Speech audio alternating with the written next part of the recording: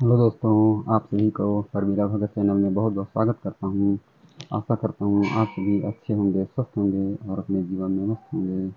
आज मैं कुदरगढ़ी धाम दोबारा दर्शन करने के लिए आया हूँ और यह वीडियो बहुत दिन के बाद बना रहा हूँ।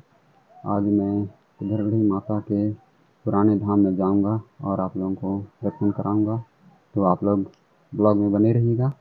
चलिए देखते हैं ऊपर का सीन कैसा है और यहाँ पर आस-पास का सीन देख सकते हैं किस तरह से है। तो चलिए दोस्तों, आप लोग बने रहिएगा ब्लॉग में। आप लोगों को दिखाता हूँ ऊपर का दृश्य। दोस्तों, मैं कुदरगढ़ी माता के पुराना धाम जाने के लिए सीढ़ियों पर आ गया हूँ और सीढ़ियों के माध्यम से ऊपर चढ़ रहा हूँ। देख सकते हैं यहाँ पर किस तरह से बंदर हैं, चारों ओर बंदर इतनी अधिक संख्या में हैं कि कभी-कभी तो डर लगने लगता है, लेकिन ये बंदर कुछ नहीं करते हैं। यदि कोई खाने पीने की वस्तुएं रखे हैं तो उन्हें संभाल के रखने की ज़रूरत पड़ती है। यदि नारियल ले जाते हैं तो नारियल को भी संभाल के रखने की ज़रूरत पड़ती है, क्योंकि खाने पीने की चीज़ों को देखकर वह झपट पड़ते हैं। यहाँ पर रास्ते पर बहुत अधिक संख्या में बंदर चारों ओर इधर-उधर धमाचौकड़ी करते हुए नज़र आते हैं। देख सकते हैं किस तरह से बंदर हैं। अब मैं थोड़ा और आगे जाऊंगा, वहाँ पर भी काफ़ी संख्या में बंदर दिखाई दे रहे हैं। देख सकते हैं यहाँ पर।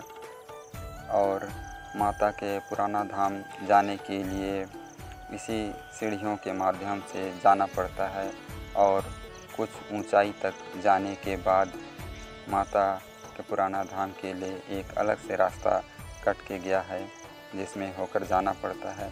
वह रास्ता बहुत ही ख़राब है, क्योंकि उधर लोग बहुत कम जाते हैं।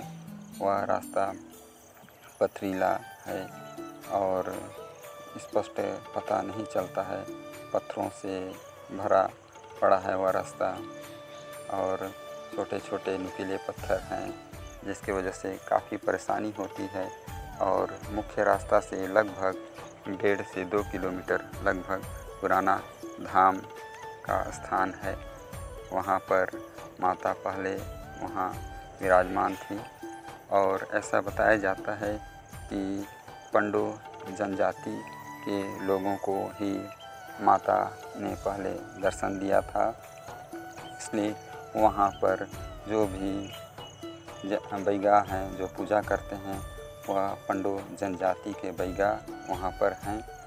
तो मैं आप लोगों को वहाँ की कहानी बताऊंगा, जो काफ़ी विचित्र और रोचक है, जो आप लोगों ने शायद नहीं सुना होगा या सुना भी होगा तो कुछ अलग ढंग से सुना होगा। मैं वहीं के बैगा के द्वारा बताया गया कहानी को आप लोगों को बताऊंगा कि माता पंडो जनजाति के लोगों को किस तरह से दर्शन दी थी और किस तरह से वहाँ एक धाम बन गया। पंडो जनजाति के पूर्वज जो थे, इन जंगलों पर भटकते हुए अपने भोजन की तलाश किया करते थे और जंगलों पर ही वे निर्भर रहते थे। जंगली जानवरों का शिकार करते थे या वहाँ महुआ और अन्य प्रकार के चीज़ों पर वह अपना जीवन यापन के लिए निर्भर थे।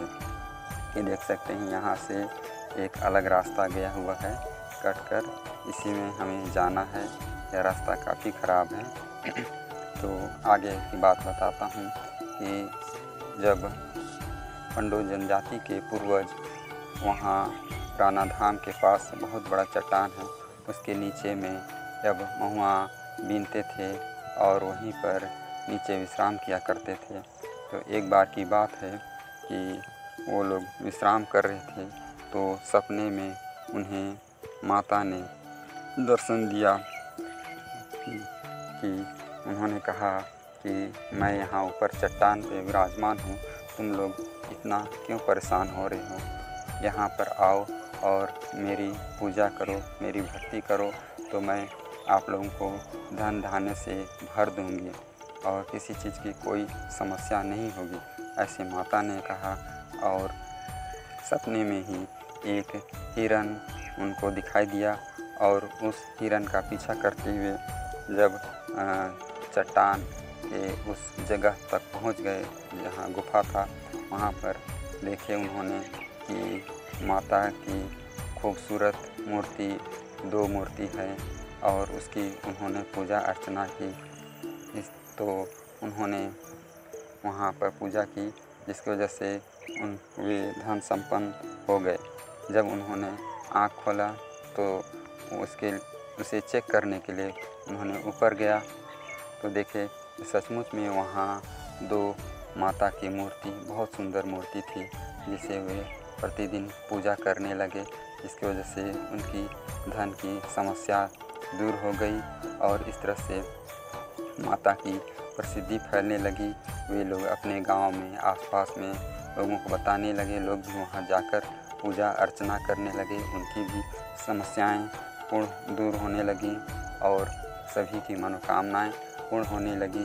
इस तरह से लोग वहां पर आने लगे और माता का दर्शन करने लगे, अनेक अपने मनोकामनाओं की पूर्ति के लिए वहां आते थे और मनोकामना मांगते थे। और इसी तरह से क्रम चलता रहा। तो कुछ समय पश्चात उन्होंने देखा कि वे लोग जंगली जानवरों को मारते थे और इस तरह से उन्होंने माता को सपने में दिखाया कि जानवरों के लिए बहुत भटकना पड़ता था। तो उन्होंने, माता ने उन्हें एक बाड़ बनाने के लिए कहा और उसे रस्सी से, वहाँ के जंगल के पेड़ पौधों की रस्सी से उसे बांधकर बाड़ बनाने के लिए माता ने बताया वहाँ पर। तो उन्होंने उस तरह से बाड़ बनाया। तो माता की कृपा ऐसी हुई कि वहाँ पर जंगली जानवरों का डेली वहाँ पर फंसना होता था। कई प्रकार के जानवर वहाँ फंसते थे, जिससे उन्हें कम मेहनत पर ही उन जानवरों को मारकर, शिकार कर उनका भोजन वो लोग किया करते थे। ये देख सकते हैं रास्ता में कुछ जड़ी बूटी जैसी चीज़ों को लोगों ने सुखाया हुआ है। और इस तरह से आगे की घटना बताता हूँ कि जब उनका आसानी से शिकार कर लिया करते थे, इस तरह से रोज़ दिन कुछ न कुछ जानवर उस बाड़ में फंस जाया करते थे, जिसे वे शिकार करके अपना भोजन करते थे। एक बार माता ने एक ऐसा माया जाल रचा कि उस बाढ़ में एक बाघ फंस गया और तब उन्होंने देखा कि वहाँ तो एक बाघ फंस गया है, ये तो माता का सवारी है। तो उन्होंने सोचा कैसे किया जाए, अगर इसे नहीं मारते हैं तो हमें भूखे मरने की नौबत आ जाएगी और मारते हैं तो हमारे लिए गलत हो जाएगा। तो इसलिए उन्होंने उसे मारा और मारकर जब उन्होंने उसे खा लिया और बाद में माता के पास गए तो उन्होंने उनसे क्षमा याचना की, किंतु जब माता ने उन्हें सपने में कहा कि तुमने बहुत बड़ा गलत कर दिया है कि मेरे सवारी को तुमने मारा है, इसलिए मैं तुम लोगों को क्षमा नहीं करूँगी। इसलिए एक काम करो, क्षमा चाहते हो तो तुम लोग प्रतिदिन यहाँ पर 1 लाख लोगों का एक पूजा यहाँ करवाओगे, 1 लाख लोगों के द्वारा यहाँ पूजा करवाने का संकल्प लो तो मैं तुम्हें क्षमा करूँगी। तो उन्होंने वचन दिया कि ठीक है माता, हम लोग यहाँ प्रतिदिन 1 लाख लोगों को पूजा करवाएंगे। इस तरह से फिर बाद में उन्होंने जगह जगह भटक कर आसपास के गांव में सभी लोगों को वहाँ की माता के चमत्कार के बारे में लोगों को बताना शुरू किया। तो लोग वहाँ जाकर पूजा अर्चना करने लगे और इस तरह से माता की प्रसिद्धि बढ़ने लगी और सभी लोगों की मनोकामनाएं भी पूर्ण होने लगी। इस तरह से वहाँ दिन प्रतिदिन बहुत अधिक संख्या में लोग आने लगे, लाखों लोग आने लगे, पूजा करने लगे। किंतु जब माता की प्रसिद्धि बहुत अधिक बढ़ गई तो वहाँ पर जब यह बात राजा, ठाकुर, ऐसे बड़े बड़े धनाढ्य लोगों को, ज़मींदार लोगों को जब माता की प्रसिद्धि के बारे में जब पता चला तो उन्होंने माता को वहाँ से माता की परीक्षा लेने की उन्होंने सोची कि सच में यह बात सच है कि नहीं। तो कुछ बड़े लोग, ठाकुर लोगों ने एक बुढ़िया को वहाँ भेजा और वहाँ पर उन्होंने उनसे मन्नत मंगवाई कि उसकी अगर एक भी बच्चा हो जाता है तो हम माता की शक्ति पर विश्वास कर लेंगे, उन्होंने कहा। ये देख सकते हैं यहाँ का सीन किस तरह से है। यह चट्टान के ऊपर का सीन है और इसके नीचे माता की गुफा है जहाँ पर माता का धाम है। अभी वहाँ पर मैं जाकर आप लोगों को वहाँ का सीन भी दिखाऊंगा। यहाँ पर मैं पहुँच चुका हूँ, तो आगे की घटना क्या हुई इसको मैं बताता हूँ कि उस बुढ़िया की संतान उत्पन्न हो गई तो लोगों को विश्वास हो गया और वहाँ के जो बड़े ठाकुर लोग थे, राजा थे, वे लोग सोचे कि वहाँ जो मूर्ति स्थापित है उसे हम अपने गांव में ले आएंगे और यहाँ स्थापित करेंगे और यहाँ पूजा करेंगे। तो उन्होंने रातों रात कुछ सैनिक लेकर वहाँ गए और जब माता की मूर्ति को उठाने की कोशिश किए तो माता की मूर्ति बिल्कुल भी वहाँ से टस से मस नहीं हुई। तो वो लोग परेशान हो गए। इसके बाद जब कुछ समय पश्चात एक बैगा को लेकर गए, वहाँ पूजा पाठ करवाए, तब भी उठाने की कोशिश किए, तब भी वहाँ बिल्कुल नहीं उठा वह मूर्ति। इसके बाद उन्होंने ऐसा किए कि एक बैगा का बलि देंगे ऐसा सोचे और वहाँ बैगा को पकड़ के लेकर गए और वहाँ पर बैगा को चावल को चरने के लिए जब उन्होंने कहा और दोनों तरफ से ये देख सकते हैं यहाँ बाड़ लगा हुआ है, तो इस तरह से उन्होंने मतलब बाड़ के दोनों तरफ से छेक दिए उनके सैनिक लोग और उसे मतलब चरने के लिए कहे। तो वह माता ने देखा कि यह तो मनुष्य की बलि देना चाह रहे हैं, मेरे ही पुजारी बैगा का बलि देना चाह रहे हैं, तो ये तो गलत हो जाएगा और ऐसा होता है तो फिर भविष्य में कोई भी व्यक्ति यहाँ पर मेरी पूजा नहीं करेगा और लोग नहीं आएंगे। इस तरह से माता ने सोचा तो माता का माया जाल कुछ इस तरह से फैला। ये देख सकते हैं यहाँ पर माता की मूर्ति किस तरह से है, यही है माता का धाम। तो आगे कहानी बताता हूँ कि माता ने सोचा कि इस तरह से हो जाएगा तो अनर्थ हो जाएगा, तो माता ने ऐसा माया जाल रचा कि वह बैगा कुछ देर में झुकने लगा और खूब झुकने लगा।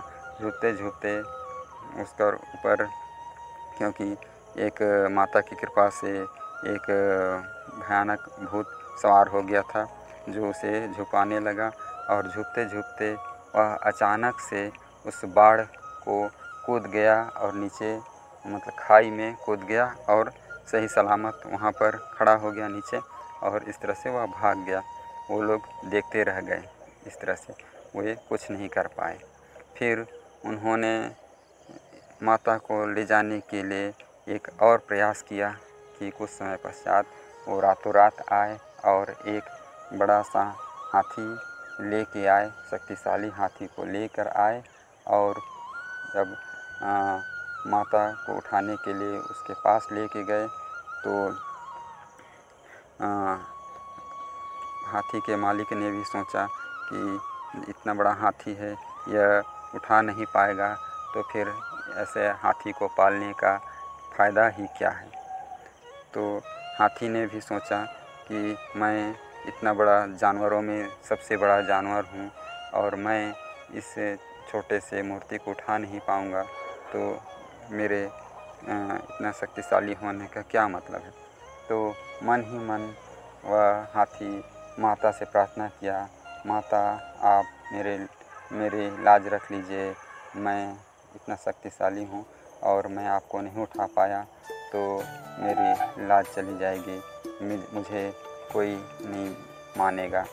ऐसा माता से प्रार्थना किया तो माता उसकी लाज रखने के लिए हल्की हो गई। तो जब हाथी उसे उठा लिया और अपने पीठ पर लाद कर चल पड़ा, तो चलते चलते वह कुछ दूरी जाने के बाद जहाँ अभी विजय कुंड बना हुआ है वहाँ पर पहुँचा, तो माता एकदम से भारी हो गई और हाथी एकदम उसके बोझ तले दबने लगा और एकदम मरने जैसा हो गया, जीभ निकाल दिया, वहाँ पूरी तरह से बैठ गया। तो लोगों ने उस मूर्ति को वहीं पर उतार दिया और तब हाथी की जान बच पाई। तो इसके बाद वहाँ से वो लोग उसे उठाने की कोशिश कर देखे, वह मूर्ति माता की मूर्ति बिल्कुल भी नहीं वहाँ से टस से मस नहीं हुए, तो वो लोग वहाँ से छोड़कर भाग गए। फिर जब बैगा आया यहाँ धाम में तो देखा कि माता की एक ही मूर्ति है और एक मूर्ति कहाँ गई पता नहीं। तब उसने इधर उधर पता किया तो वहाँ पर विजय कुंड के पास जाके देखा कि माता की मूर्ति है वहाँ पर। तो उसने सोचा कि माता की एक मूर्ति तो वहाँ पुराने धाम में है और इस मूर्ति को मैं उठाकर यहीं सुरक्षित स्थान पर रख देता हूँ। फिर उसने उठाकर वहीं पर एक सुरक्षित स्थान था, बड़ा सा चट्टान था, जहाँ पर वह छेनी से एक छोटा सा छेद बनाया, छेद के समान एक बनाया और वहाँ पर माता को रख दिया। तब से वहाँ पर भी लोग आने लगे और माता के दर्शन करने लगे और माता के द्वारा अपनी मनोकामना पूर्ण करने लगे। और कुछ लोग यहाँ भी आने लगे, यहाँ भी माता का दर्शन करते हैं और वहाँ पर भी माता के दर्शन करते हैं। किंतु समय के साथ वहाँ पर नज़दीक होने के कारण अधिक संख्या में लोग आने लगे और कुछ समय पश्चात एक बार फिर से माता की इस मूर्ति को यहाँ स्थित मूर्ति को चुराने के लिए कुछ चोर लोग आए और रातों रात आए और जब उसे चुराने के लिए उन्होंने उठाने की कोशिश कर देखी तो वे उठा नहीं सके, बिल्कुल भी नहीं उठा सके। लगभग 50 चोर थे, नहीं उठा पाए।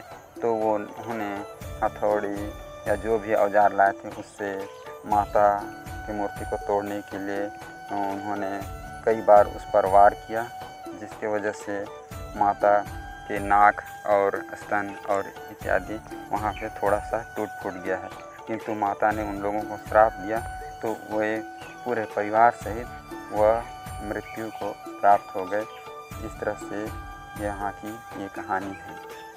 और यहाँ पे भविष्य में बालम राजा आकर पूजा किया करते थे यहाँ के पुराने धाम में। ये देख सकते हैं यहाँ पुराना धाम के नीचे किस तरह से खाई है और यह बहुत ही खतरनाक जगह पर है। और यहाँ पर माता का धाम जहाँ माता की मूर्ति स्थापित है वहाँ बहुत ही कम जगह है, सकरा जगह है, यहाँ बहुत कम लोग अट सकते हैं।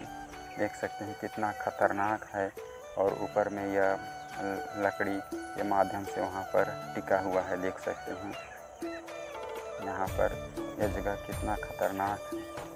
आगे की वीडियो में आप लोगों को माता अष्टभुजी का दर्शन कराने के लिए ले जाऊंगा, जो यहाँ से लगभग 3-4 किलोमीटर और आगे है, लगभग 2 किलोमीटर आगे है, जिसे मैं आगे की वीडियो में आप लोगों को दर्शन कराऊंगा। तो ये है माता की यहाँ की कहानी, और देख सकते हैं यहाँ का दृश्य किस तरह से है। चारों ओर चट्टान ही चट्टान है, और यहाँ कितना भयानक दृश्य है, देख सकते हैं। तो फाइनली दोस्तों, मैंने आप सभी लोगों को माता कुदरगढ़िन के पुराने धाम का दर्शन करा दिया है। अब मैं वापस अपने घर की ओर प्रस्थान करना चाह रहा हूँ। तो आप लोगों को वीडियो को पसंद आया हो तो लाइक कीजिए, शेयर कीजिए और सब्सक्राइब कीजिएगा दोस्तों। ज़्यादा से ज़्यादा सब्सक्राइब कीजिएगा दोस्तों, और कमेंट भी कीजिएगा दोस्तों कि आप लोगों को यह वीडियो कैसा लगा, और आने वाले समय में किस तरह का वीडियो आप लोग देखना चाहेंगे दोस्तों। और आने वाले समय में इस तरह से अन्य वीडियो और रहस्यमयी जगहों के वीडियो और दर्शनीय स्थलों के वीडियो आप लोगों को मैं इस तरह से दिखाता रहूँगा। तो बहुत बहुत धन्यवाद दोस्तों। जय हिंद, जय भारत।